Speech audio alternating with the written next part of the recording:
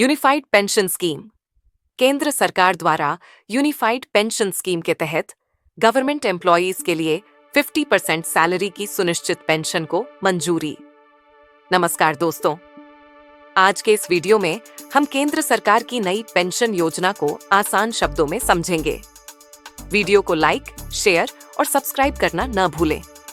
Central government ने pension system में एक महत्वपूर्ण सुधार के रूप में यूनिफाइड पेंशन योजना यूपीएस की शुरुआत की है। ये कदम गवर्नमेंट एम्प्लॉयज द्वारा नई पेंशन योजना एनपीएस में बदलाव की मांगों के जवाब में उठाया गया है।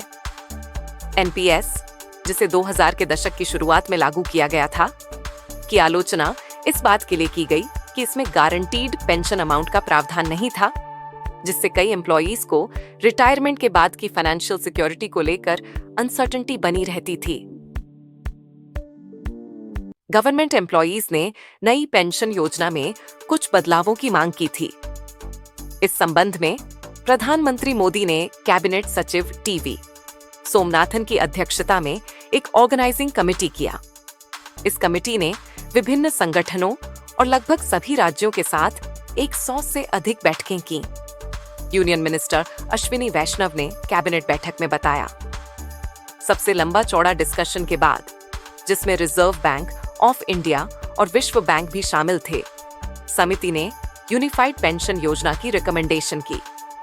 आज सेंट्रल कैबिनेट ने इस यूनिफाइड पेंशन प्लान को मंजूरी दी है और इसे भविष्य में लागू किया जाएगा, उन्होंने आगे कहा।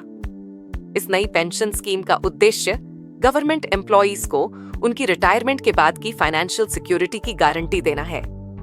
पुरानी एनपीएस योजना के तहत एम्प्लॉयज को पेंशन राशि के बारे में कोई पूर्ण विश्वास नहीं थी, जो उनकी रिटायरमेंट के बाद की सुरक्षा के लिए चिंता का विषय था। यूनिफाइड पेंशन प्लान के तहत अब एम्प्लॉयज को उनके सैलरी का 50% पेंशन के रूप में मिलना इंश्योर किया गया है।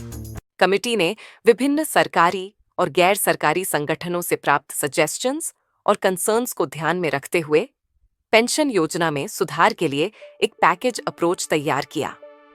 इस योजना का ऑब्जेक्टिव न केवल एम्प्लॉयज को उनकी रिटायरमेंट के बाद की वित्तीय सुरक्षा प्रदान करना है, बल्कि सरकार और एम्प्लॉयज के बीच एक बैलेंस भी स्थापित करना है। गवर्नमेंट एम्प्लॉयज के लिए यह एक बड़ी राहत होगी।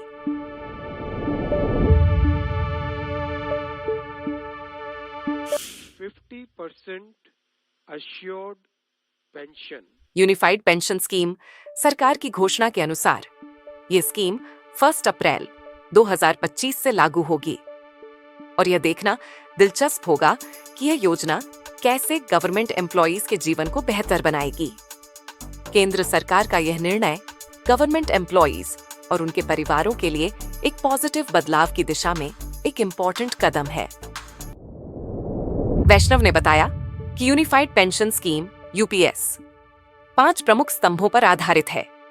पहला और सबसे महत्वपूर्ण स्तंभ सुनिश्चित पेंशन है, जो गवर्नमेंट एम्प्लॉयज की रिटायरमेंट के बाद की आय की गारंटी की मुख्य मांग को सीधे तौर पर पूरा करता है। अन्य स्तंभों में सुनिश्चित पारिवारिक पेंशन और सुनिश्चित न्यूनतम पेंशन शामिल हैं, जो इस योजना द्वारा प्रदान की जाने वाली वित्तीय सुरक्षा को और बढ़ाते हैं। जाने क्या है यूपीएस में खास unified pension scheme. Fixed pension employees को रिटायरमेंट के बाद फिक्स पेंशन मिलेगी। ये पेंशन रिटायरमेंट के ठीक पहले के 12 महीनों के एवरेज बेसिक सैलरी का 50% होगी। इसका फायदा उन्हीं एम्प्लॉयज को मिलेगा जिन्होंने कम से कम 25 साल तक नौकरी की हो। फिक्स्ड मिनिमम पेंशन, अगर कोई एम्प्लॉयज कम से कम 10 साल नौकरी करने के बाद रिटायर होता है तो उसे पेंशन के रूप में 10,000 रुपए मिलेंगे। फिक्स्ड फैमिली पेंशन, इस स्कीम के तहत पारिवारिक पेंशन भी मिलेगी। ये पेंशन एम्प्लॉयज की मौत के बाद उसके परिवार को मिलेगी। इन्फ्लेशन इंडेक्सेशन बेनिफिट इन तीनों पेंशन पर महंगाई के हिसाब से डीआर का पैसा मिलेगा। ये all India consumer price index for industrial workers पर आधारित होगा।